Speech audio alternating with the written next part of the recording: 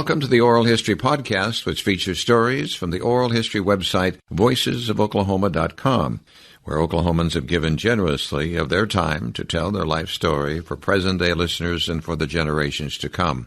Our entire collection is available at voicesofoklahoma.com. By subscribing to our podcast, you will be notified of new Oklahoma oral history podcasts. So now listen to another interesting storyteller from voicesofoklahoma.com. Congressman Wes Watkins was raised on a small cattle and peanut farm near Bennington in southeast Oklahoma.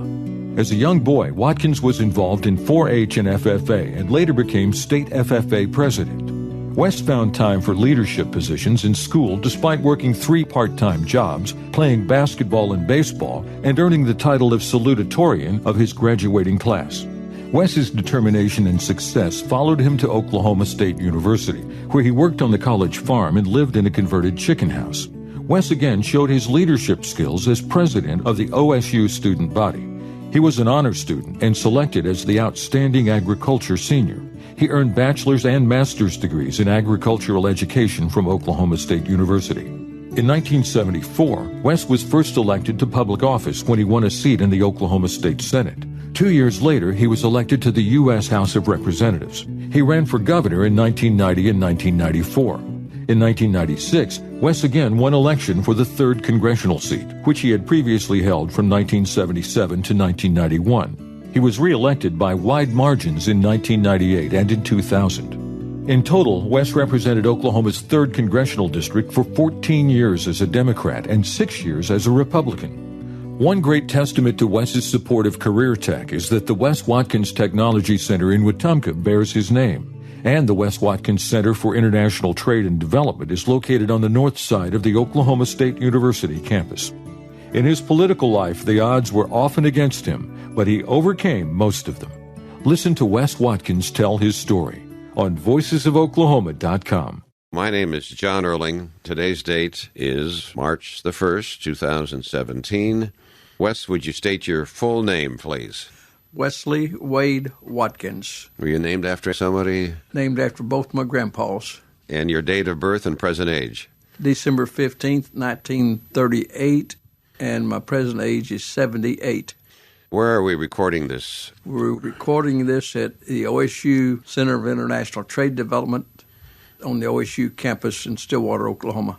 You're being awfully humble right now because the name on the outside of this building is Wes Watkins Center.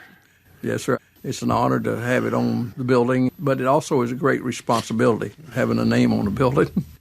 But it does allow me to visit with young people and talk to them about their future. Where were you born? DeQueen, Arkansas. Your parents' names, your mother's name? My mother was Mary Etta Johnson Watkins. Her maiden name's Johnson. My daddy's name is L.V. Watkins Sr. Where did they grow up? What was their background? Their backgrounds were in basically Arkansas. DeQueen, Arkansas is just right across east, 20 miles east of Broken Bow, Oklahoma, in the deep southeast part of the state. They were married in that DeQueen area. After a number of trips to California, we settled in southeast Oklahoma, little community of Bennington. Your mother, what type of person was she? My mother was an unbelievable person. I look back at it. She had very little formal education, but she was a woman with a world of wisdom. She was not able to get her education. Her father had her in the fields working, and she had completed basically the 8th grade. And that concerned her. I have 2 siblings, a sister that lives in Tulsa in assisted living, and a brother that's in Muskogee who has ill health. But my mom kept talking about the importance of needing to get education. Now, she thought about getting us through, say, high school. But I'm proud to say that all 3 of us have not only received our bachelor's degree, all 3 of us have gotten a master's degree, and my brother went on and got a law degree. So her influence has had a major part of our life. Talk about your father, his personality, and what he did. My father had a type A personality. He also had a very limited formal education, but he had a lot of common sense, and he was basically hardworking and looking for jobs. At the age of 4, my age at that time, we went to California, and we ended up going to California 3 times before I was 9 years old. in a search for a job. Would that have been in the 30s? That would be in the early 40s. World War II ended as we were on our way back to Oklahoma. That'd be around 1945. 1946 basically is when we got electricity in Bennington, Oklahoma, as far as out in the country there. But my dad couldn't find jobs in southeast Oklahoma, going back and forth, back and forth. He actually lost, I think, his self-esteem.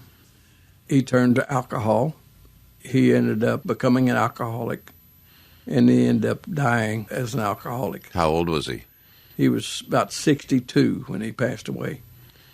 But it made an everlasting impression on my life. In fact, leading me into really the political arena, because I was very active in student leadership here at OSU and was president of the student body and student senate. And when I won that election, a fellow asked me, "Wes, when are you going into politics?" I said, "What do you mean?" And he said, "When are you going to run for elective office? I want to help you." And I asked myself a question that I've told a lot of young people when they come to me about going into politics. What is your mission? What are you all about? What's your passion about? And I asked myself the question, what would I do if I got into politics? I thought about my family situation, and there had to be hundreds and thousands of others similar, having to leave to find jobs. And I thought, if I could do something about that, if I could help them have a better way of life, being able to stay and live and work and raise their family. At that time, basically in the southeast part of the state where I grew up as a boy. So that's what I started out on.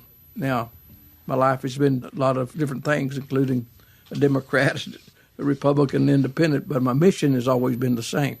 Your father being an alcoholic, were you 10, 11, 12? All during that time. And so that had to have a tremendous impact on you. It did. It did. In fact, I do not drink. I do not smoke. I do not take alcohol of any kind. I saw what happened in my own family. My dad had a great personality. He could have probably owned half of Bryan County down there where Bennington is if he had stayed off the bottle. But he chose to go the other way. My folks were separated and divorced probably 5 or 6 times. Because of the alcohol? Basically the alcohol, yeah. And as a result, I watched that deteriorate. My mom, last time he went back toward California, she said, "We're going to stay at Bennington." Bennington is a little small community 20 miles east of Durant. Bennington has about 250 people in it, somewhere around that today. It's a great place to grow up. Everyone knew you. Everyone helped raise me. In fact, as I've stated, when I came to OSU, I was probably the greenest country kid that you could ever imagine. And I'm not lying about that. But I came to OSU, the entire world opened up to me.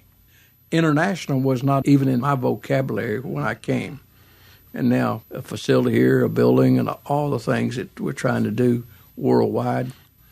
So going back to my dad, each of us is a role model. Each of us will be a role model one way or the other, on a positive way, or it could be a negative way. But we're a role model. I learned some things that I didn't want to do. Your mother, did she die an early death too? No, my mom saw me elected to Congress as a Republican. Now, I mention it that way because we had to have quite a summit when I became a Republican.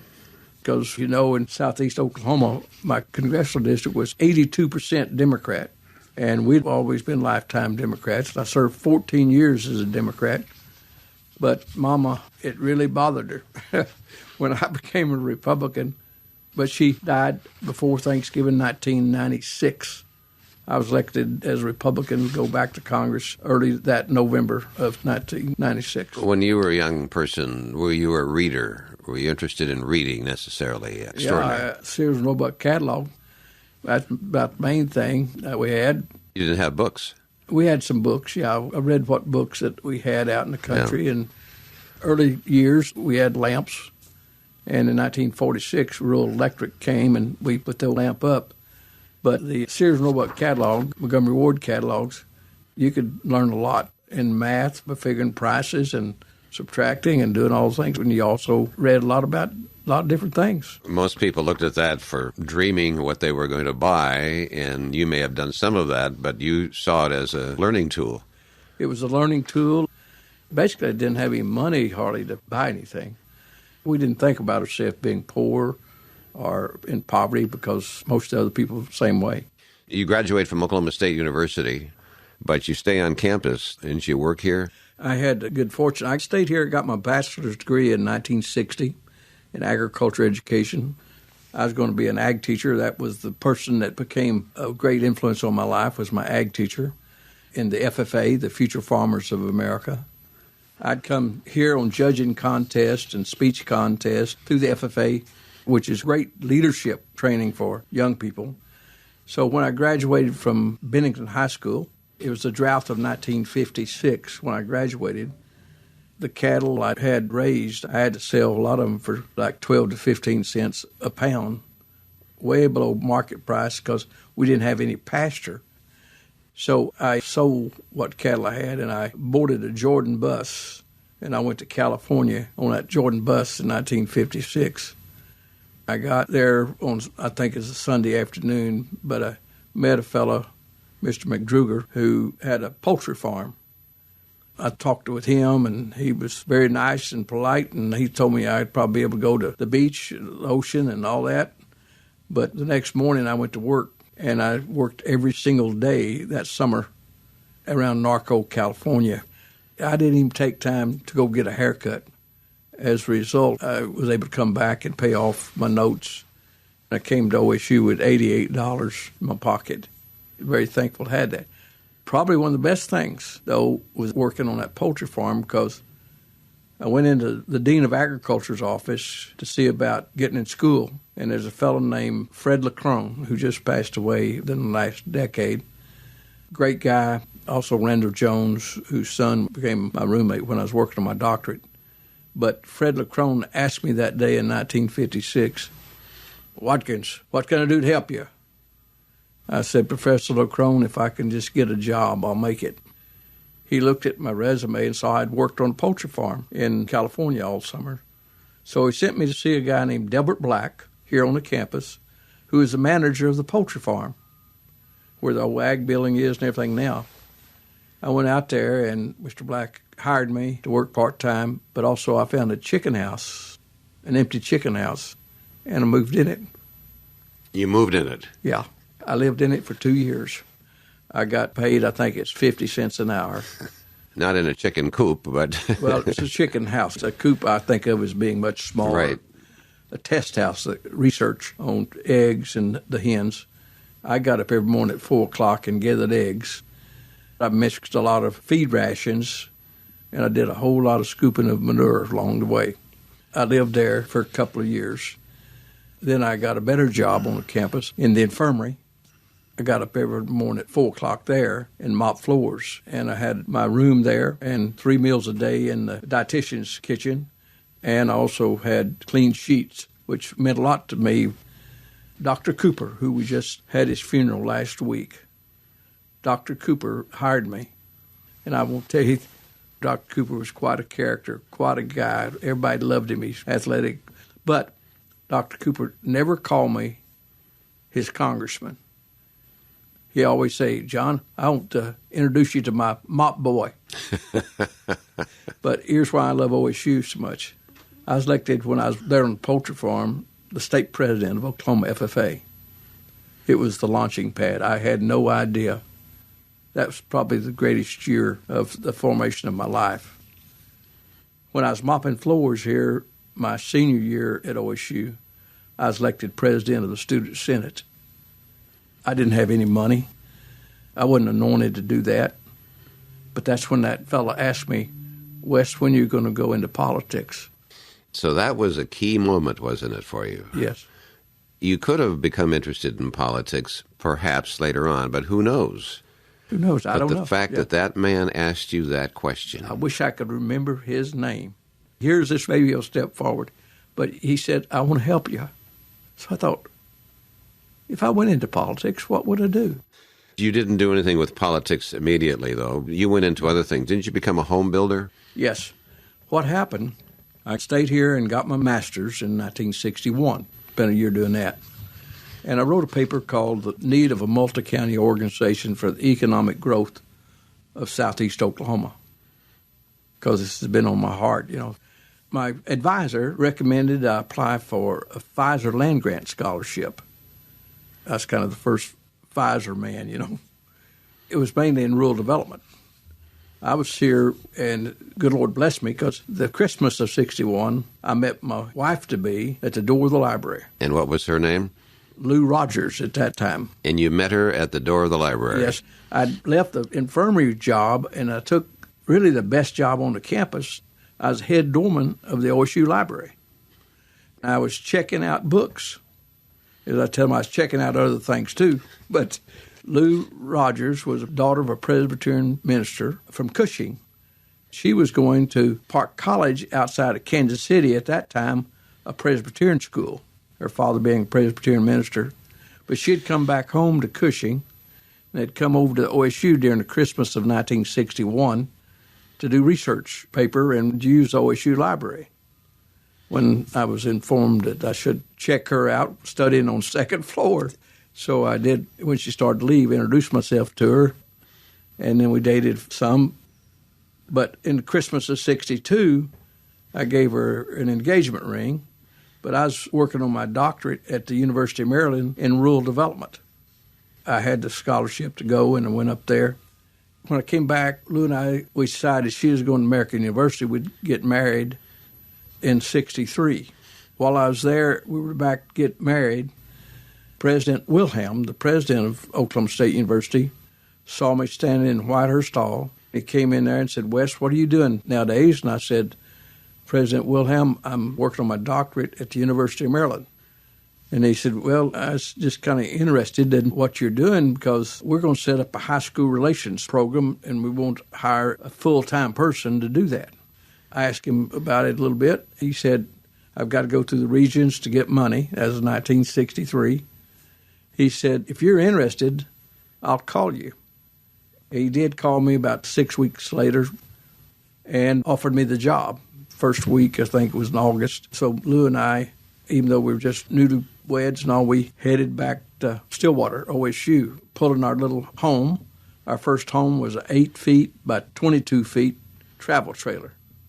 For 4 years, I went across the state of Oklahoma, speaking to high schools. What I tell people, I was preaching the gospel of OSU and trying to inspire young people to lift their vision and plan to go ahead and get more education. And I tell them, if they needed a job, I'll help you.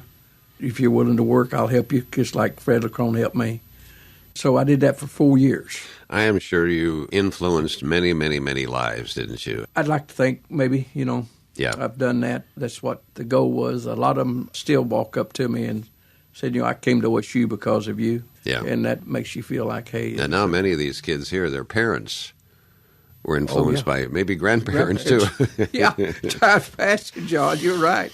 But I got then a call from a couple of guys in southeast Oklahoma, Dick Hefton, who was part of the McAllister News Capital, and Fred Stovall, who owned the Wilburton-Latimer County News, heading up an organization that would become an organization if they got the person executive director, the need of a multi-county organization for poverty areas in the United States.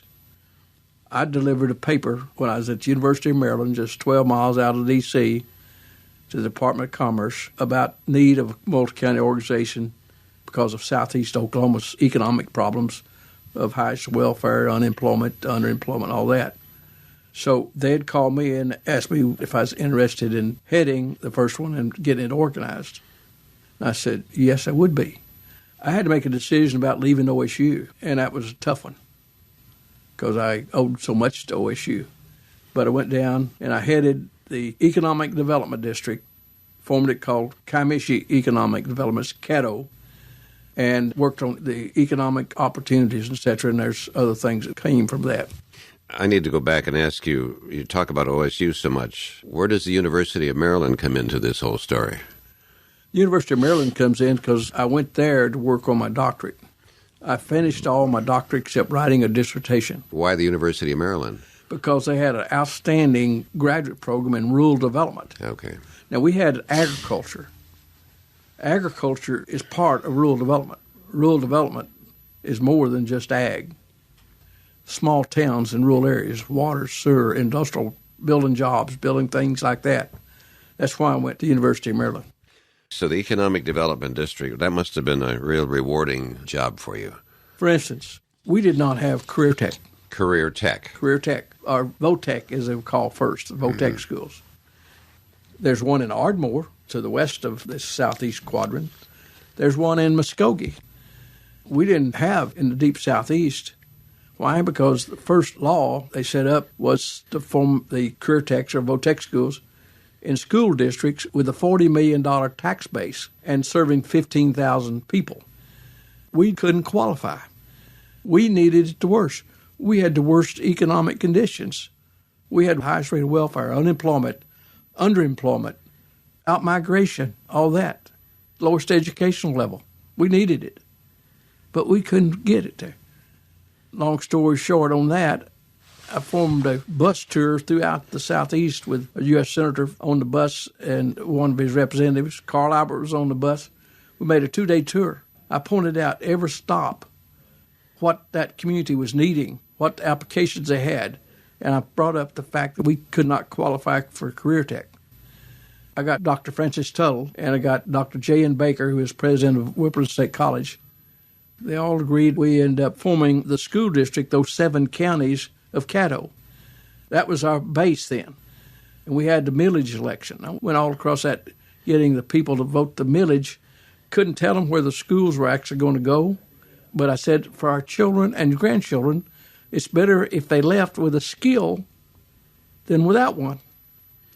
And I got them to vote the millage to build those.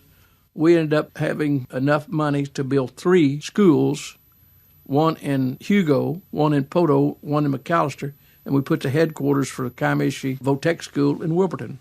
So you had to sell these people on a vision, and you say millage. It was a tax on their property. Yeah. And they had to agree that you can tax my property because we believe in your vision, and that passed. That's correct. Do you remember the percentage? It was close. I know I won a steak dinner.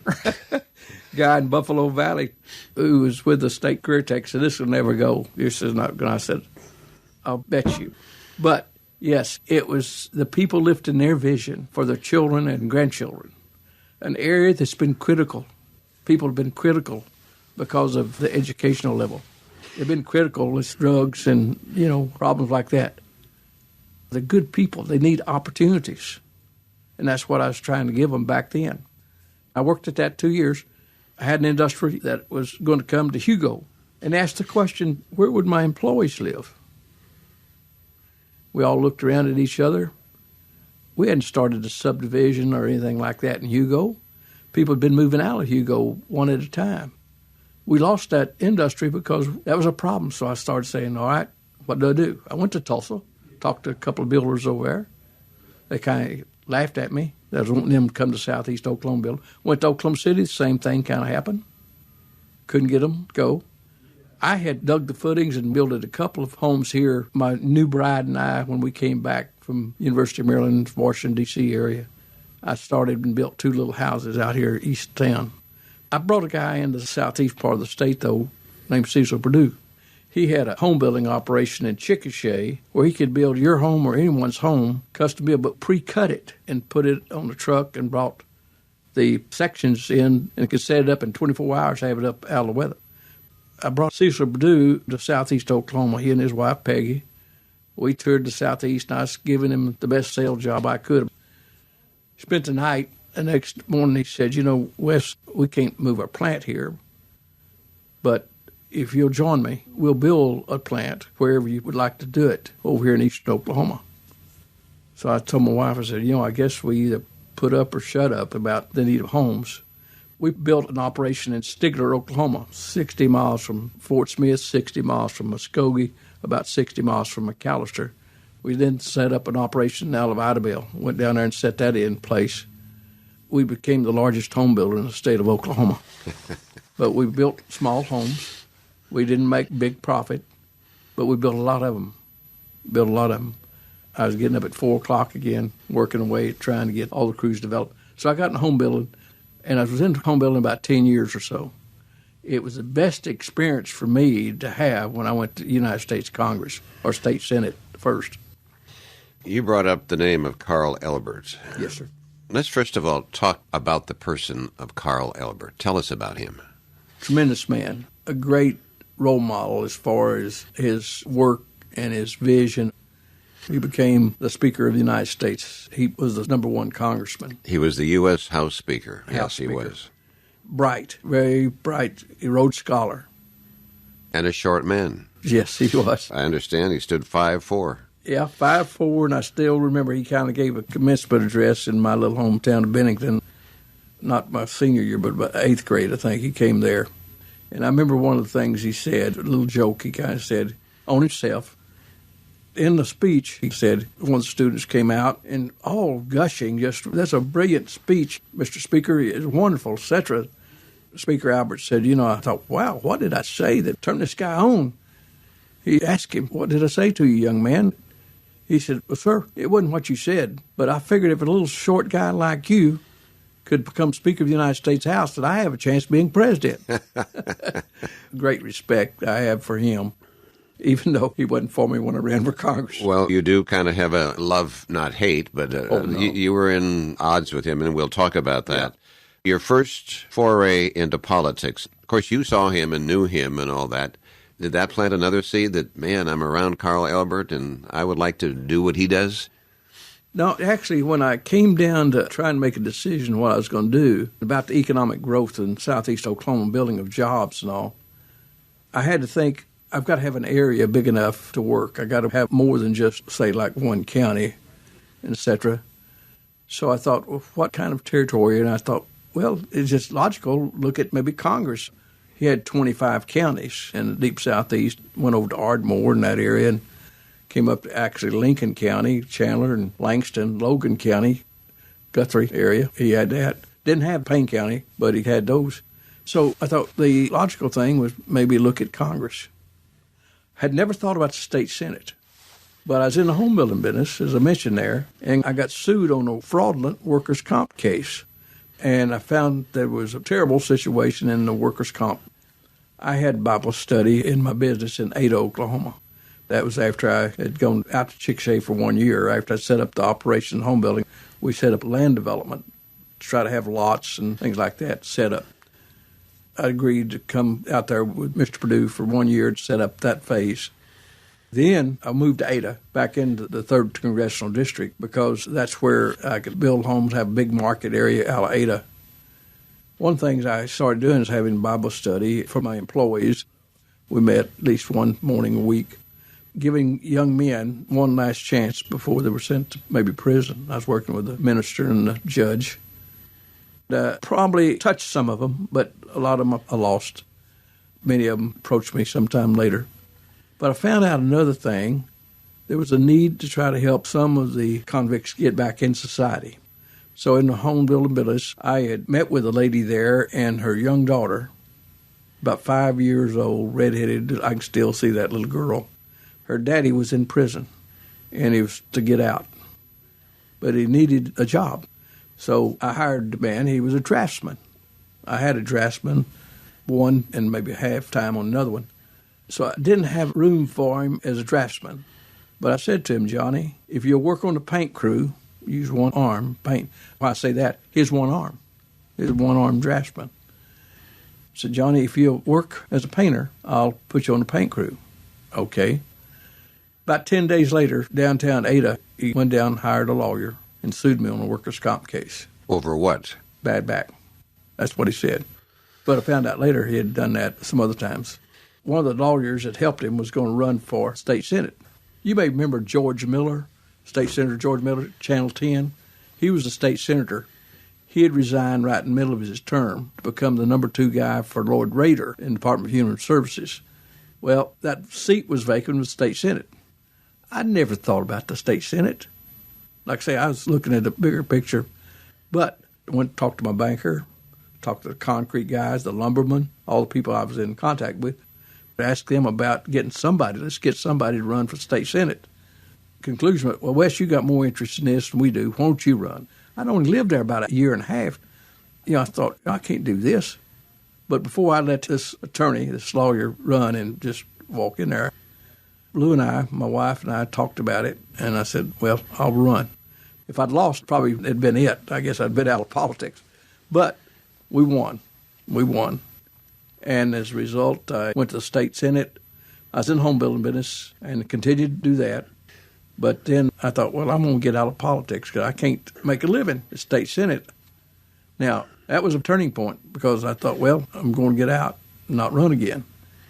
And I'll be dang, on June 5th, 1976, Carl Albert announced he was not going to seek re-election. After 30 years. After 30 years. And we didn't look back. The party leaders were against us, but through the FFA days, through the home building, through all the others, we put together, I think, the greatest campaign I've ever been associated with. Who were you running against?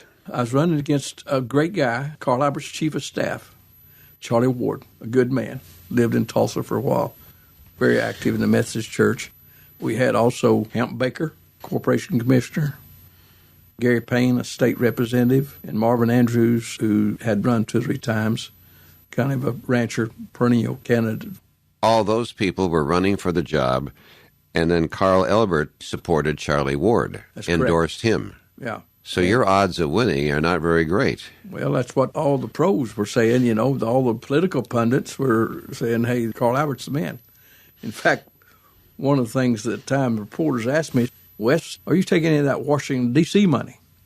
Because it's known as kind of dark money. And I said, no, I'm not. Well, I didn't just tell the whole truth. I wasn't even offered any money out of Washington, D.C., because Carl Albert had it all shut off. He had it all for Charlie Ward. Wow. But that year, we received more donations than any other member running for Congress. But there were small gifts.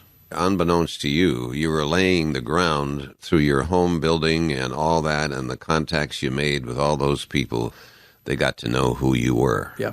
I had no idea when I was state FFA president that was going to lead me that direction. Through OSU here, I was president of the Ag School, Blue Key, honorary leadership stuff and all that, multitude of those organizations. But I didn't know that was preparing me to go into politics until that fellow asked me that question.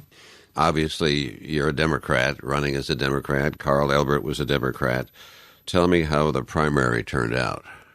Like I say, all news people, everybody wasn't giving us much chance to do anything. Well, in the primary, we came out leading with a 10,000 vote lead and in a runoff with Charlie Ward. Now, I cannot explain the electricity that went through the body of people throughout the Southeast. It was at that time the people realized I could win. And the electricity and momentum was going so strong, we came out of the runoff with 63% of the vote, with about a 30,000 vote lead. And then we won the general election with over 100,000 vote margin. Had Carl Albert lost some of his influence? He'd been there so long, 30 years. You would have thought that no matter who Carl Albert endorses, that person would have won. That's what most people thought. Were they getting tired of him? Well, I don't know if they were getting tired of him. I think he had become a little more liberal because he was working up the ladder to be the leader in the United States Congress. That became his key constituency. And they were really giving him fits up there in the Watergate time period. He went to my little hometown of Bennington, as I mentioned, about 250 people campaigning for Charlie. So he got heavily involved in that race. I think that people decided they wanted their person. He'd become a Washington person, apparently. I think some people thought that, felt like that. I always liked Carl Albert very much, and I understood why he had to be so active for Charlie Ward. Charlie Ward worked for him about 17 years, so it was a natural thing. But then when you won the primary, Carl Albert endorsed you. Yes, he said he'd be for me, yeah. Did he work for you? I didn't ask him to because I didn't want him to be uneasy about or awkward about the whole thing. But I did go to every one of the people that I knew had been active for Carl Albert in trying to help Charlie. whether it's a banker in Elmore City or wherever it may be, I went to them and asked them personally for their help. Most of them were uneasy and said, hey, all I ask you to do is if you can be as loyal to me as you have been to Carl Albert. And what happened after that, I didn't have an opponent. The next election, I didn't have a Democrat or Republican or Independent or anybody run against me because I'd gone to all the people trying to let them know I was wanting to be their congressman and work for them. You were reelected 6 times by close to 80% of the vote. Unheard of. Unheard of. I'm going to say this, and you're not going to say yay or nay, but if Carl Albert were running again, it's a possibility you could have defeated him. That's what a lot of people said. Right. A lot of people told me that. This giant from Little Dixie. It's amazing that you overcame his support of Charlie Ward and won that. I mean, the headlines had to be blazing. It was a very humbling situation. And what makes me feel is great and humble, my last election. After being a Democrat, an Independent, and Republican, I never lost the 3rd District of Oklahoma. But my last election, I got over 87% of the vote, nearly 88. I gave them a lot of reason not to be for me, but they knew that I was sincere about what I was trying to do. And then you didn't seek an 8th term in 1990. Al Gore started in Congress the same year. Yes. The two of you, I believe, worked on issues together. Some misuse, yeah. What was your impression of Al Gore then when you met him? Well, the son of a United States Senator, and he was running for president right then, I thought, in many respects. Al Gore's a bright guy, smart, very politically oriented. Of course, he was raised there and educated there in the shadows of the United States Congress in Washington, D.C. I found him to be a very capable guy. He made the gym every morning for a basketball practice and everything like that. I was down there working out myself some. But he and I served on Science and Technology Committee. So did he invent the Internet? I say that facetiously because supposedly he had said that sometime. Let me share you the story about All right. that. People wondered why I got on Science and Technology Committee. Now, I got on the Banking and Finance Committee because I realized that economic infrastructure that I was trying to put together for Southeast Oklahoma, financing is the number one thing you got to have. Unless you're a public health company where you can issue stock, you got to put together some kind of financial package to help industry. We didn't have that opportunity throughout the area of Southeast Oklahoma. Had small banks that make cattle loans, pickup loans, but business and industrial loans. I got on the Banking and Finance Committee when I went to Congress. The first thing I did. You were allowed 2 committees when you went to Congress. The second committee I was on, I got on Science and Tech. Most people said, what in the world do you do that for? Science and Technology. Very futuristic committee. But also, I had gone to Southeastern and used their library, their database down there, in a little group called TUSC, Technology Use Study Center, funded by NASA. NASA was under the jurisdiction of the Science and Tech Committee. See that big black book over there? That's the overall Economic Development Plan, OEDP, for Southeast Oklahoma. I used the database out of TUSC and putting that overall Economic Development Plan together, which was required by the KEDDO, the Economic Development District I put together. One of the former presidents of University at Eastern last Wednesday night said that there's over $300 million worth of projects that he could point to in that book that we were able to put together. But I went there because I converted that TUSC, which was dissemination from NASA research. If you had some question, you send to them. I converted that to an IACT, Industrial Application Center. I put more money in it. I ended up taking that and changing that to ITRAD. And ITRAD was the industrial technology put together in that area. Make a long story short on that, I converted that and called it Rural Enterprises, Inc., REI. REI is the most comprehensive rural economic development district in the United States. I'm proud of it. It's brought in over $2 billion for business and industry in that area. I've tried to put together a culture of people that could help me develop the economic industrial base of that part. Now, Al Gore's there too. Making a long story short on that, I put together all this economic infrastructure, technology incubators, the new process fair, CITD, the international trade, and we'll talk about that maybe after a while. But I pounded the table, and I know I became obnoxious, probably some of them, about technology transfer. Remember what I mentioned about Henry G. Bennett out there in the hallway a while ago? Harry Truman, President Truman, tapped him to head the Point 4 program, which is today the USAID, the only foreign aid type program that the United States has being implemented to try to help those areas. Now, recognizing the technology transfer, here at the Land Grant University, here at OSU, the Land Grant University, set up by the Morrill Act of 1890, requires and mandates instruction, research, and extension technology transfer. In agriculture, we did a beautiful job throughout the United States. We have experimental stations doing research. We became the garden spot of the world after 4-H, the FFA, taking research and all that.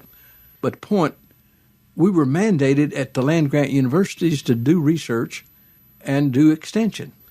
The federal laboratories did not require that, the federal laboratories. Now, I was sitting there on that committee pounding a table about that, about technology transfer. In fact, became known kind of as Mr. Technology Transfer. Now, Al Gore was there. I thought I heard the bells ringing for me to come home and be governor. Not enough people heard the bells ringing, so I didn't become governor. And I thought I was really out of politics. Al Gore went over to the United States Senate. He tweaked some language over there about getting used. And I found, though, when I was on Science and Tech there, they had no technology transfer agents in the federal laboratories. The Stevenson-Wilder Act, which was coming out of our committee, I tweaked that and got 0.5% of money to establish the technology transfer in the federal laboratories. So they'd have a person trying to get the nuggets out of that research that could be commercialized. We were mandated to do the extension here on land-grant universities, but not on the federal level. Got 0.5%. That was about $175 million, though. Start setting up these. Now, here's where I'm coming to on that. Al Gore became a United States Senator, and he walked in DARPA.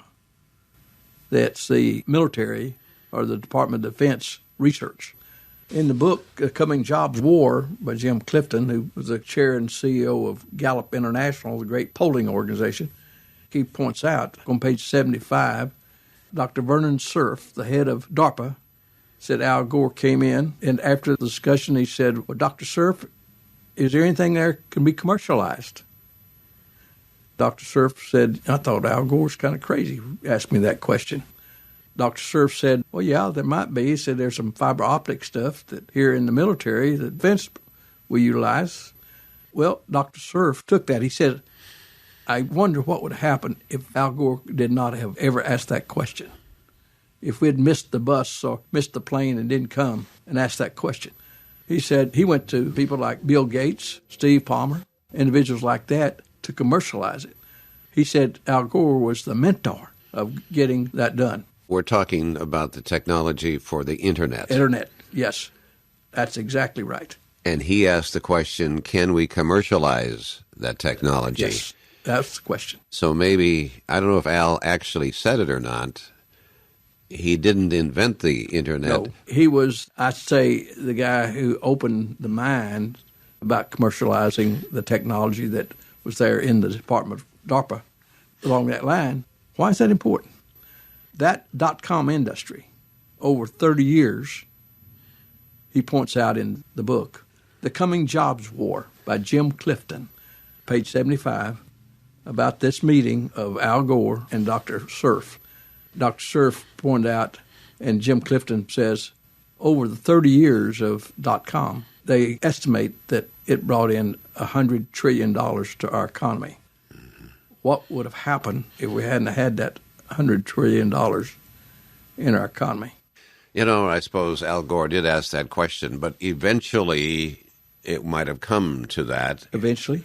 But it could have been 10 years, 5 years. That's you right. don't know. And it got a jump start on it. Jump start's a good word to use. And it's right there. We are in serious trouble in this country. Not just in my southeast Oklahoma where I was, but think about the state of Oklahoma and diversification. The coming jobs war, as Jim Clifton talks about. Oklahoma, what we find, We had to cut out 16% in our higher education budget this year, cut deeper than that even this last go-round. We've got to build and diversify our economic base. We've got to look at finding that other nugget, and there are others, but we got to go and find them and get them implemented. All the house building you did, then you were in a position to bring technology jobs to your district, and the houses were there. You were able to bring those jobs because of those homes. Is that true? Well, in certain areas, I was able to say, you come and we'll build houses for you. I even had the gall to do that for Weyerhaeuser. They bought out Dirks in 1970, and that's when I was in the economic development. And I said, if you'll come to Idabel, Oklahoma, I'll help you get homes. I didn't know that Weyerhaeuser had a bigger home building program than I had. So I was up against some tough competition, but I did. I went down there, and the first 12 homes I think I built were for Weyerhaeuser people. But the need of a home, see, the basic thing of a home we didn't have. But you became Mr. Technology Transfer. What does that mean? That was where I wanted to get not just research, the billions of dollars that we were shelving. I wanted us to find the nuggets of that research and find out what kind of businesses or industries could be started, and trying to get technology transfer up on the level of research. Research was the sexy thing that most people were for. I was trying to get the technology transfer out of that research to be applied, because everything you see at one time was an idea. Even you and me, if we believe in a creator, we are an idea. That little plastic bottle, my watch, everything was an idea. Yep. I went back and put together a new product and processes fair. I'd go into schools and I'd talk to them about problems. You know, the old statement is, if there's a problem, there's an opportunity. Well, if there's a technology problem, there's a technology opportunity. And the only way you can solve that technology problem is with a new product or a new process. Everything, chairs, everything was one time just an idea, a new product. But a new product and process means a new business. And a new business means jobs. That's how far I went back to trying to change a culture. I wanted these young people to not look at the problems they had and not, woe is on me, I've got a problem. I wanted them saying, hey, what's the answer to that problem? So I started this new product fair. Every year I had with the career techs down in that area. I'd fly in from Washington, D.C., and I'd go wherever it's happening, down to Idabel or Broken Bow, Toka, wherever it might be that year. Just like you and I are talking here, I'd say to that young man or that young lady, tell me about your product, your creation. I would look in their eyes just like I'm sitting here, and I'd see a twinkle come in their eye. Them telling me about what they had created, that self-esteem that was coming out. They were proud of what they had created. And as a result, getting things repeated back to me for what I'd been talking to them about. They'd taken a different attitude, a lot of them more optimistic about doing something with their life and trying to get them to build opportunities. We needed to do that entire statewide. And that's why I left the Congress and I ran for governor of Oklahoma. I would have implemented that. But you decided not to run for the U.S. Senate when Henry Bellman retired. That's correct. And Don Nichols became the senator. He was 30 years old. Why did you not run for that Senate seat? Because I was on appropriations, and I was utilizing that to the benefit of 3rd District of Oklahoma. You brought a lot of money back to that district, didn't you? Well, yeah, I did. Needs were here. A lot of needs, basic needs. For instance, this building right here is the Center of International Trade and Development. Why did I do that? I'd put together everything I could, putting the economic infrastructure together, the financing, the technology, the incubators. I was the founder of the Business and Industrial Incubators, place to house industry that started that idea or a contract or whatever. New product processes fair. I wanted them to look at the problems and come out with the ideas. They say only about 2 or 3% of the ideas will ever be commercialized, but that'd be more than what we had. Mm-hmm. I felt changing that attitude probably was the greatest benefit of all. Now, the CITD, I said, what else can I do? And I found that for every $1 billion of exports, you create 15,000 to 20,000 new jobs. That's economic development. Yeah. Now, I found also in a survey back in the 80s that we were only doing about $3 billion of exporting. But also I found that 56% of our businesses or industries would like to do exporting. Why weren't they? I can tell you why. They didn't know how. They were intimidated by language, by currencies, by insurance, by transportation, all those things. So just like you and me, if it's something I don't know, I put it way over here. I'll get to that one of these days, maybe. That's what I'm trying to do right here, right now, is change our culture attitude. I gave the commencement address at OSU in 1987. It's called International Trade, Opportunity or Destruction. Which way, America? In the late 70s, when I went to Congress in 77, we had a trade surplus. 1980, when I was working on the Reagan budget, I found we had a $50 billion trade deficit, mainly with Japan, an ally. Wasn't too scary probably at that time. The time I gave that commencement address in 87, 30 years ago, is up to about $170 billion annually. President Donald Trump last night said we had an $800 billion trade deficit. I asked Greenspan, head of Feds back there in the 80s, what did that mean, this debt? He said, no. It's significant, all right. Explain that term, trade deficit.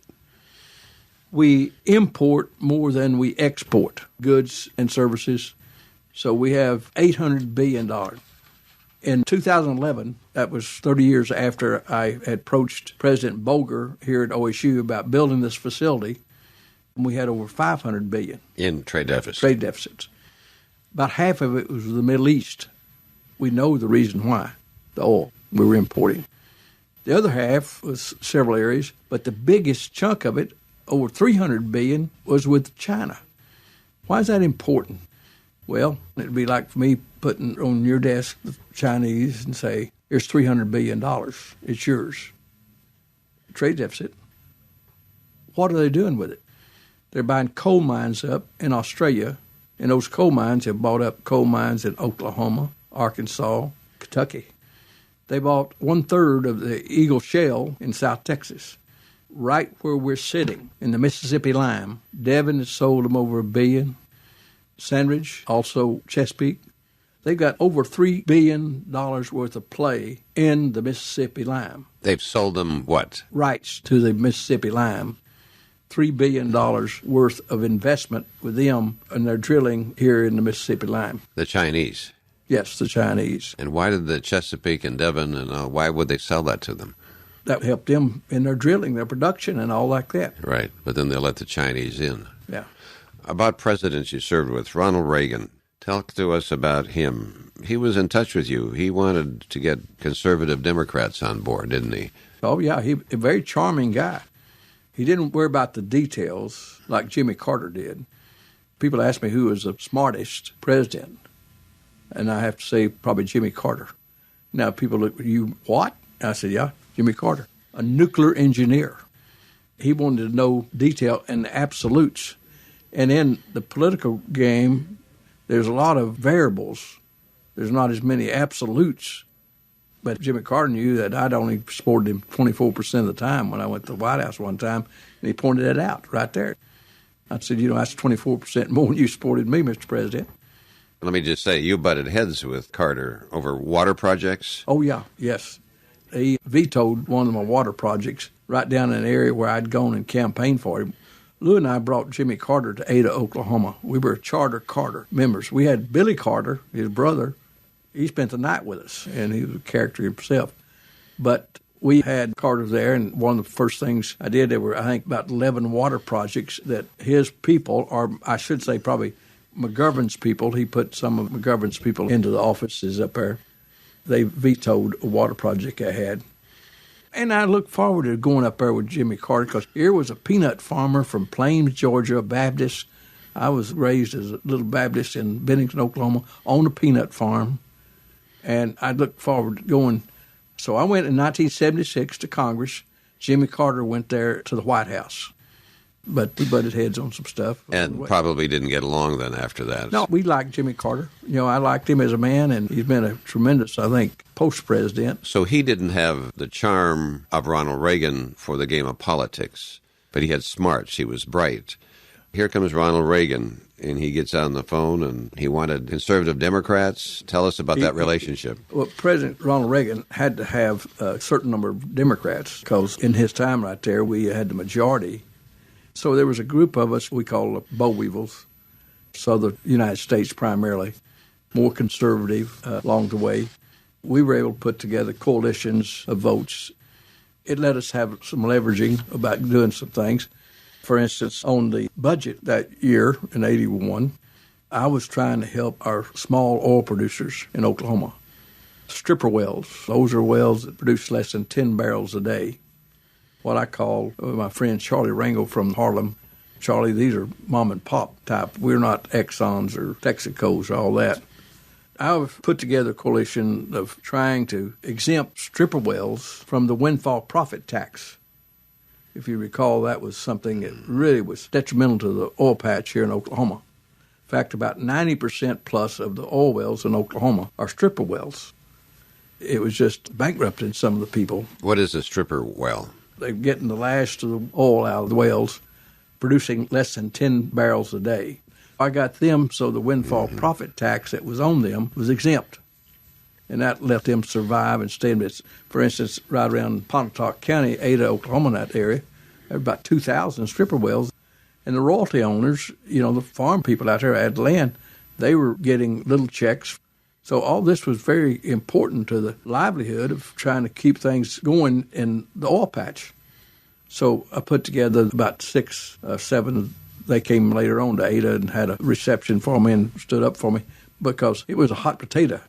President Reagan then came along with a bill, but I had agreed to the chairman of the Ways and Means Committee, Danny Roskankowski out of Chicago, if they would stay stuck also with making sure it was in the bill, I'd stay stuck and support that particular bill. Now, what became a hot potato was President Reagan put some language in later, and the Independent Petroleum Association came out in support of President Reagan's. I had put together the language to get stripper wells, and I kept 3 or 4 oil people notified what I was doing and why I was doing it. So we got that put in there, and it stuck, but I had all kind of pressure coming against me because they wanted me to do what Reagan said. You voted against him. I did. The constituent didn't like you very much for that. Did they hold that against you for a while? No, they didn't. I explained it. In fact, Congressman Jim Jones, whom I think is one of the great statesmen we had in Washington, on the budget. You remember he was budget chairman. And I figured I owed at least to study the budget a little bit more in depth. David Stockman was budget chairman for Ronald Reagan. He admitted later that he had cooked the book, so to speak. He says in Atlantic Monthly magazine it had released a Trojan horse on the American people in that budget. I'd voted against it, and I developed a form, a simple form on trying to figure the budget. I passed that to civic groups. Everywhere I'd meet, Ardmore, every place else, one of the articles came out, get out of Washington, D.C. if you can't support the president. Not one person came even close to the budget deficits. They're so much greater. I said, would you vote for a budget that would put you that far? And they said, no, we wouldn't. Even Jim Jones took that and used it, I think, in Tulsa, that form that I had given. This is the trickle-down economics that Reagan talked about. Yes. There's no way, Harley, and this is something we've got to be very careful about right now, what's going on right today. When you have a build-up in the military and build-up throughout, you've got to make sure the economic growth takes place. And we got to do that. And that's why, again, it goes right back. Coming job for you, look at the situation. The huge deficits, we cannot get out of our problem by just selling to ourselves. Mm-hmm. We only have 4% of the people in the world in the boundaries of the United States. We cannot consume enough. That's why you see the low, right now, it just came out, 1.9% growth in our GDP, less than 1% most of the last 4 years of Obama. That would not even let us get ahead of anywhere. That's why the book, The Coming Jobs War, I hope you'll get that. If I got a copy out there in the car, I'll give it to you. We've got to build the economy. That is the only way out of it. Now, that was my problem in southeast Oklahoma. It's a problem for the state of Oklahoma, big time right now. It's a problem for our country. That's the only way we can get out of this. Get up 3 4% or so in our GDP. So, yeah, I had trouble going along with that.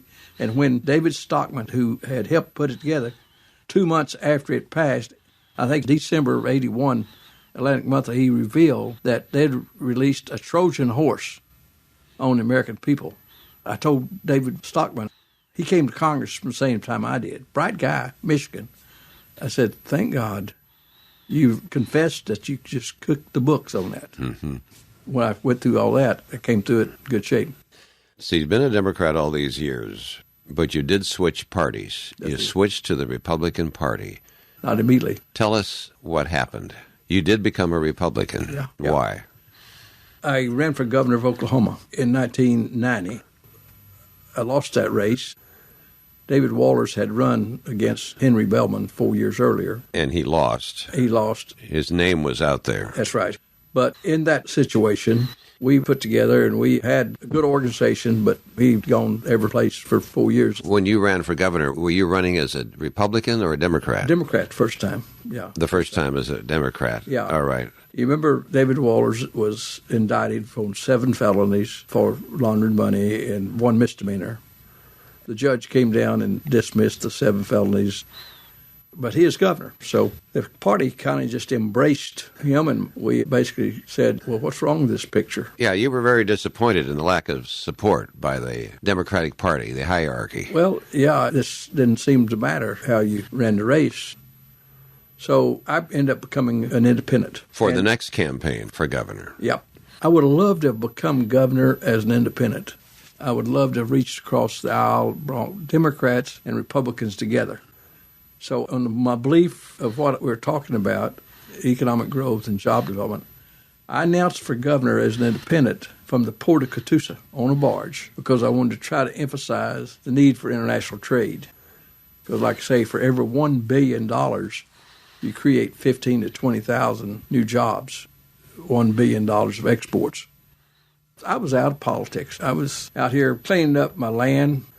I'd bought 40 acres of land. Our first grandchild was born. My wife said, how can we kind of keep them together?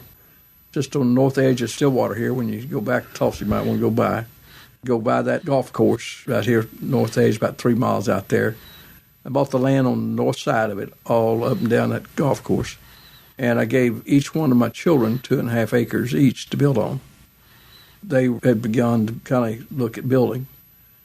The successor to me in Congress was Bill Brewster. All right, let me bring you back to the governor's race as an independent.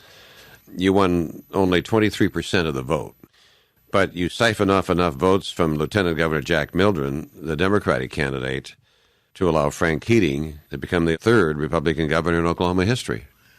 I guess that's one way you can look at it, but I was doing one thing, and that's trying to become governor. And, no, you didn't intend to do that, of course, but that was the end. I was so surprised that Jack Mildren didn't carry one single county in southeast Oklahoma, not one. Don't you think this issue to run as an independent is pretty difficult in any race? Well, I knew it was, but I was trying to do what I thought was best for Oklahoma, pull the parties together, an Oklahoma coalition, so we could do what we needed to do, and that's build the state, diversified economy. I had 6 congressmen. 1/6 of the population. That's 16%, roughly, of the population in that economic depressed area. But we were building over 1/3 of the jobs in Oklahoma. 1 year, maybe 2 years, I got over 40% of the new jobs. We were doing something right. Yeah. But, you know, the state of Oklahoma, you didn't have name recognition, did you? As much as they knew you here, did you feel that the western part, Guyman, knew you? Yeah. My problem was we had a couple of people, as you know, I hate to use names, that people wanted to try to get rid of in politics. And they thought that that person, like Gene Stipe, owned me. In fact, Gene Stipe worked against me. He always was against me. Anytime he could try to beat me. So people out in western Oklahoma thought, because I was from down there, that Gene Stipe would own me. And it's right opposite. We should say that Gene Stipe was a very influential state senator, and there were a lot of stories about what he did. Some were fearing him. Prince of Darkness was attached to his name. so that anybody who was near him got tabbed, Yeah. and so you got tabbed, and that kind of happened to you. Is that right? It siphoned a lot of it off, yes. But I thought I was out of politics. I lost the governor's race. But Bill Brewster called me on December 17th, 1995, saying that he was not going to seek re-election. And that's when I decided, if I ran for Congress again, what would I do? Because I had to get in one of the parties, Democrat or Republican, in order to be effective. I didn't have to go back to Congress to be a congressman. I'd already been one. But if I wanted to be an effective congressman to help my people and build economic jobs and development, I had to get in one of the political parties. So I had to make a decision. Now, 82% of the registered voters down there were Democrat. But I made the decision I was going to run Republican because that was my best shot at getting a best assignment to do the job that I wanted to be, and that's effective. That was a big risk, wasn't it, to run as a Republican? Oh, yes. We'd never elected one. There's one, I think, maybe at the beginning of statehood, Republican, but we had never elected a Republican in that area of the state of Oklahoma. So the Republicans were promising you a seat on the Ways and Means Committee. I negotiated for a seat. See, I would probably gone back on appropriations, but Ernest Istook had gotten on appropriations. The way the seniority worked, I'd got all my seniority, 14 years. I would have gone above him back on that committee, and I'd have leapfrogged. I'd have caused a lot of gnashing of teeth and a lot of problems for the leadership. But I said I'd go to the Ways and Means Committee, the Tax Writing Committee, and the Trade Committee. So if I could get assignment on the Ways and Means Committee and on that committee and on tax and trade. Now, let me say this to you, because every last business in Tulsa, Oklahoma is benefiting from that decision, and 64 counties in Oklahoma are benefiting for that decision. When I was in that race, I was approached by a CPA firm out of Ardmore. I met them down at Hilton. Hilton's in Carter County, Ardmore. They asked me about 168J of the U.S. tax code, if I was familiar with it, and I said yes. And that was a Indian tax incentive for reservations. Oklahoma, we do not have Indian reservations, but we have more Native Americans per capita than any state in the nation. California has more Native Americans, but a lot larger, of course. We could not qualify for these tax incentives. What are those tax incentives? Accelerated depreciation. If I build a manufacturing building or any basically business, instead of taking 39 years to write off, you can write it off in 20. That affects the bottom line. If you happen to hire a Native American, you have a card that certifies you're a Native American, you could get up to $4,000 tax credit for every employee. You could get about a 40% tax incentive to federal taxes. And why did I say that? You did not have to be a Native American in Tulsa, Oklahoma. You just had to be in that territory. Now, problem was, how do you describe former Indian land? Mm-hmm. That's the proposal I was taking to the committee. Former Indian land, what I put together was the old Indian Territory. As you know, Indian Territory formed state. The old Indian Territory took in 64 counties, not an Indian reservation. 64 counties have that tax incentive. And we have gotten industry after industry because of the incentives that we got in this area. In fact, Macy's, I think they used it when they were locating in Tulsa, Oklahoma. They were using them. So, yeah, an independent and a Republican, but my mission has always been the same. People had to scratch their head when you ran as a Republican. Come on now. And they'd say, you're a Democrat. How can you go to the other side? How did you explain that? Because politics wasn't my motive in being in political office. My motive was the mission of trying to build a new economic future. Those children and those grandchildren, same reason they were willing to vote a millage on themselves and not even know what career tech was. I know, but many of your people weren't looking at that. They were looking at the party label. Let me assure you, it was a problem. My mama, my dear mother, had a hard time. Roosevelt, Democrats. My brother, who's a liberal Democrat, he didn't. I had people say to me, you're the first Republican I've ever voted for in my life. Yeah, some never got over it. I had some good friends I lost, but most of them stayed with me. Who were you running against? I was running against Darrell Roberts, the majority leader of the state Senate. He's from Ardmore and a Marine, a handsome guy. In fact, I was telling you about the CPA firm. It met me over at Hilton, a small town there. They said, was I familiar with the tax provision? I said, yes. But one other thing I added, I said, hey, I've got to beat your state senator. I'll be on the committee, the Ways and Means Tax Writing Committee, if I'm elected. But I got to beat your state senator first. Darrell Roberts. That's right. Carl Albert endorsed Darrell Roberts in 1996. Against me as a Republican, yeah. So there you have Carl against you again. Right. You had all that. The odds were against you again, as they have been other times before in your life. Carl Albert is endorsing the Democrat. You'd been a Democrat, and now you're running as a Republican. So how did that all turn out? Well, I had like a 97% name recognition, and I had about a 80-some-odd percent, nearly 90% favorability. And the election, I put the R by my name, the Republican. I won with 51.8% of the vote. Isn't that amazing? That's the anchor, but I made it. Wow. And when I got the last election in 2000, I'm humbled by the fact I got nearly 88% of the vote the last election. I thought maybe I better just walk away while I was on top. Yes, there you were elected by 51% and then ran again, and you win about 87, 88% of the vote. Yeah. Does this ever get to your head? This is pretty heady stuff, what you have done. Yeah. And winning against odds, you'd have a reason to get proud of all that. Well, humbly, let me say, I had a purpose. And I feel like that wasn't just my purpose. It was the purpose of trying to help the people who were hungry for jobs. They were wanting someone to try to help give them a better way of life. I never lost sight of that. I've tried to be a public servant, truly, and trying to build jobs. I missed getting to be governor. I could have changed Oklahoma. Let me say that after you went back to Congress as a Republican, you became at odds with the House leadership. You wanted to bring $25 million for highway to your district. And they thought you weren't coming back, and they tried to give that to another congressman in a tough election and spread the money around.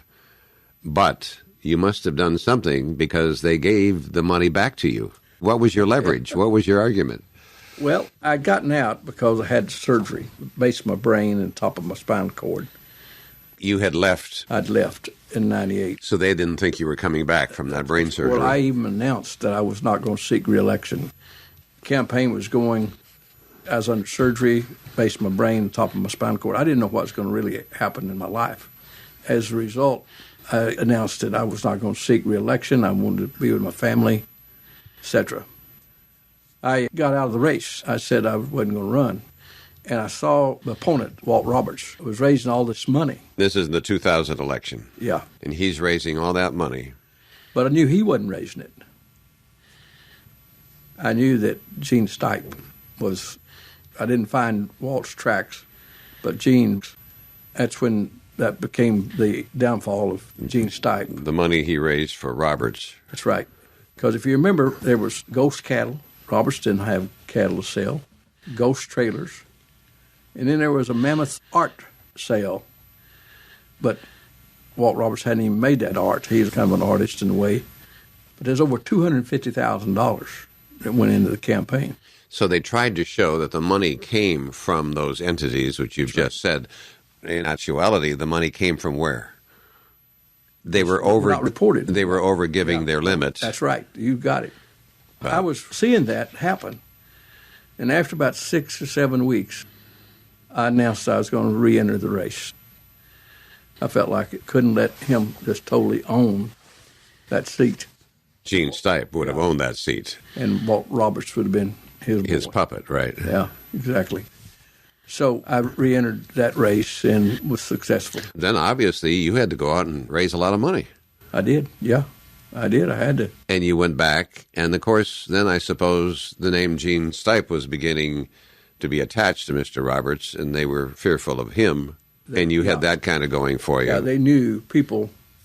We had a lot of different things that took place in that race. It was an unbelievable race. You know, he said he had a bull and 90 head of cattle, but he didn't have But people don't understand. I said, if that one bull was taking care of all those cows, he had to be on Viagra. And I just went all the way where all the cattlemen, people that farm, ranchers were probably my greatest. They tuned into that. When they tuned into that big time. We say honk if you've seen any of Walt's cattle.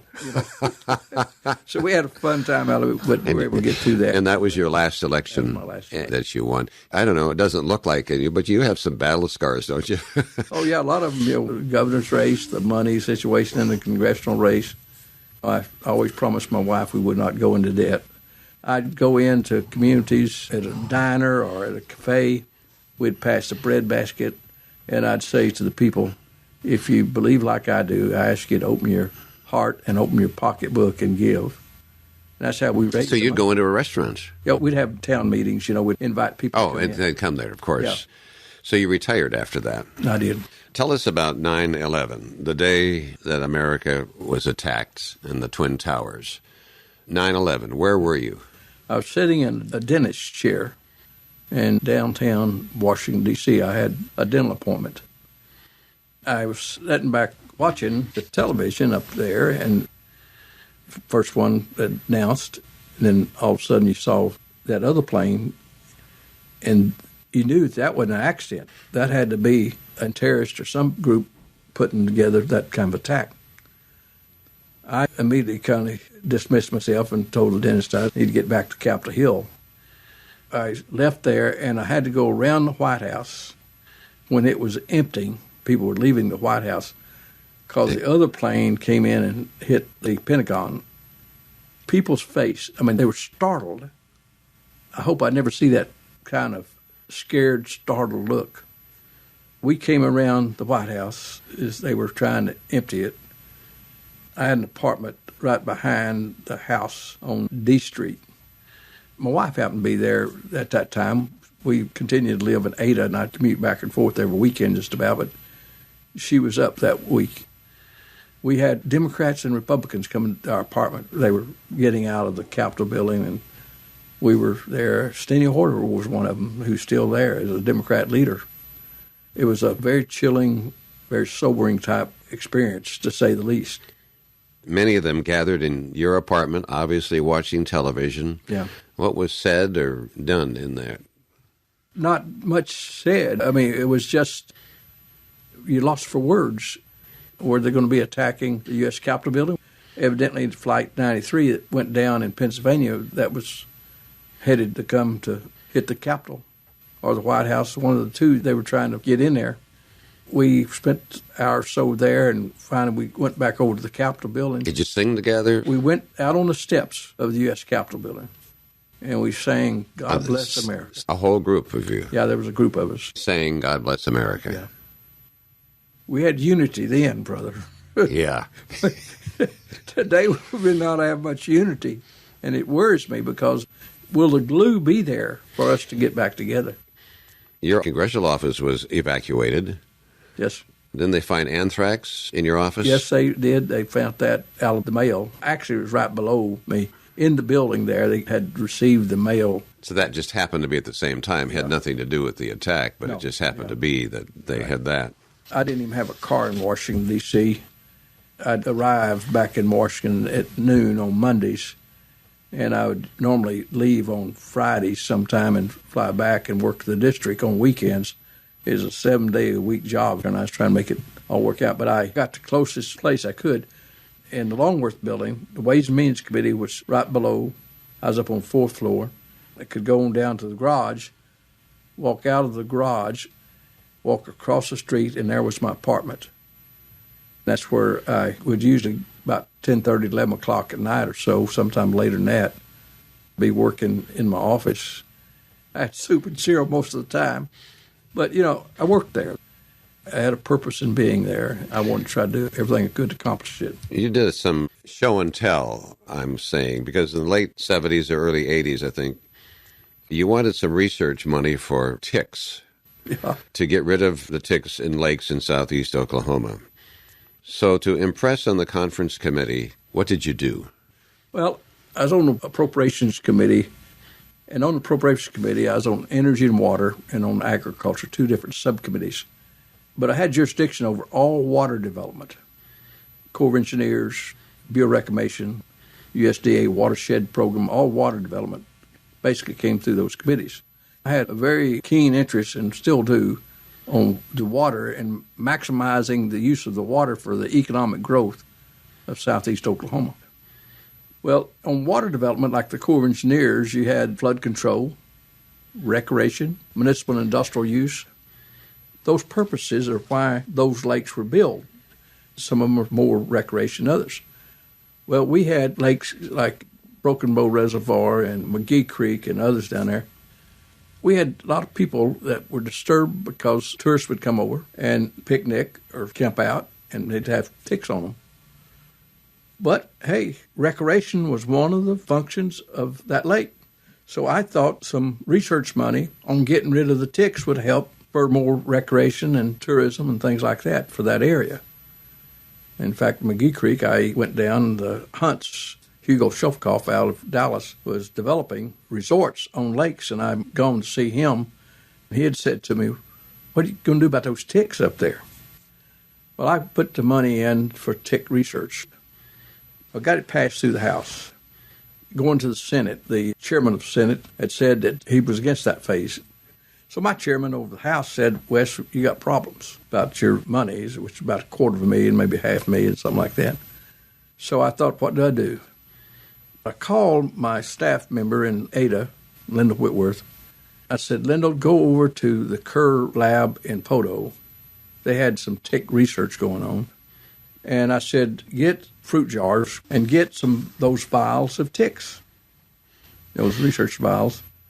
So he got about 7 or 8 of those vials and put them in a Kerr jar, wrapped the top of it with a pantyhose so they could have breathing room, and meet me at the airport and make sure I bring those back to Washington, D.C. Senator Mark Hatfield, a wonderful guy. From Oregon. From Oregon, yeah, was chairing the Senate. And he's the one who's going to knock out my money.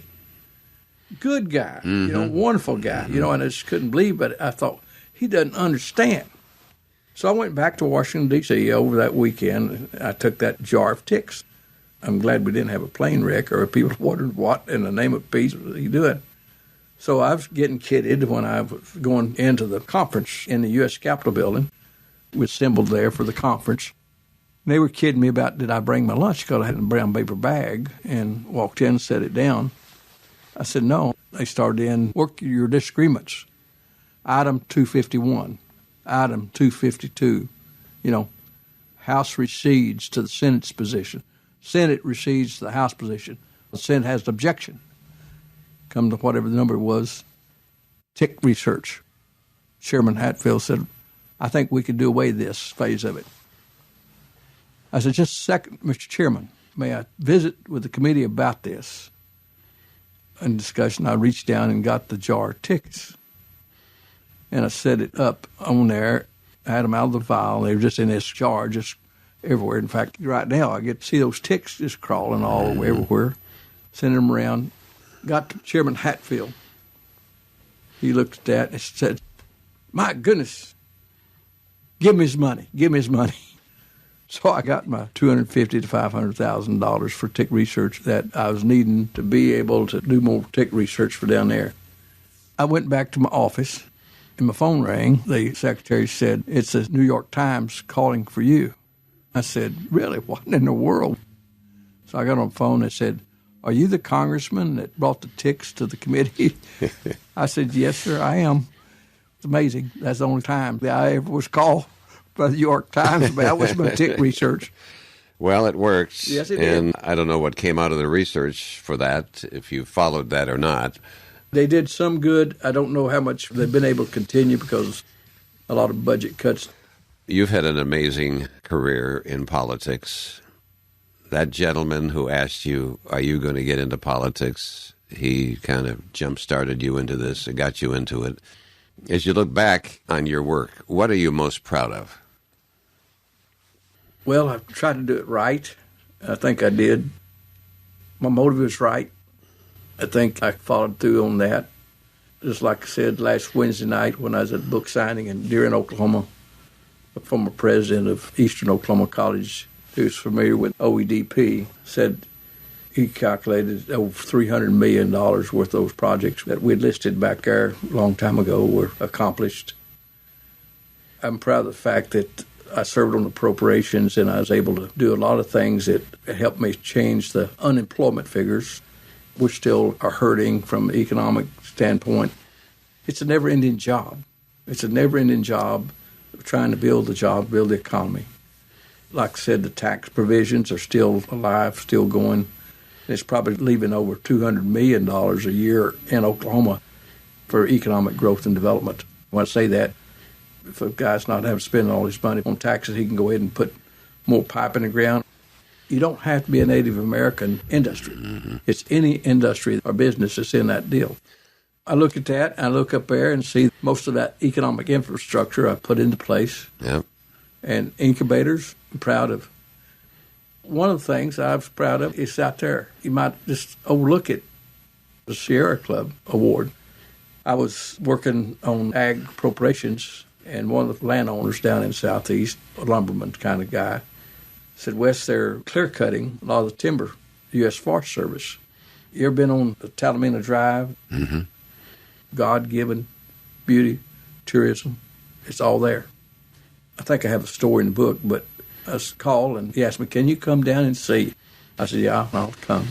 Probably weekend or next weekend after that when I go home, went down and looked out across the Talamina Drive, and it just scarred. You see the scars. Because of the trees. Clear cutting, they call it. Well, I'm not against that in locations, but tourism and recreation is a big factor on economic growth and development. Select cutting, yes. Mm-hmm. Select what you want to cut. The bigger trees, select those, leave the others. So I had to get 9 groups, agencies, and things like that together. I went back to Washington. I got Paul Jackson, a young man I was telling you about, wanted to be the Paul Harvey of ag. Paul and I, we worked with these 9, trying to establish a boundary of a national wildlife and wilderness area down off of 259, which is south of Heavener. Down at Talamina, there's now a Winding Stair Mountain National Recreation and Wilderness Area. I was working on that like at midnight one night, and Paul made a statement. He said, Wes, they're all mad at you, all these 9 different agencies, ag groups, other groups and all that down there, timber people. And I said, what'd you say, Paul? He said, they're all mad at you. They want more. I said, Paul, package this up and take it to the committee to be printed. We're going to go with this Winding Stair Mountain National Recreation and Wilderness Area. They all were wanting a little bit more. I thought, well, hey, if they all feel that way, then I've probably got a pretty good balance here, pretty good research. Well, I put that together when senators and others didn't want to even touch it. In fact, they didn't until after the fact. But we've set aside the largest amount of land for wilderness and recreation wildlife area. In that shadow box out there in the hall, I got that Sierra Club Award. And I kind of grinned because here I am, the job building this congressman that ever came down the pike. Does it still bother you that you didn't become governor? It does in some ways. You've done all these things, all these accomplishments, and yet it still gnaws at you a little bit. I knew my motive was right in running. I know I could have made a difference. I know I could have built a better way of life for our children, our grandchildren here. And I'm still trying. Yeah. I want us to lead in international trade and development. I am working right now. We're changing the School of International Studies to have global studies and partnerships. We can build tremendous jobs. We can provide a way to provide an education for these people, these businessmen, all these students.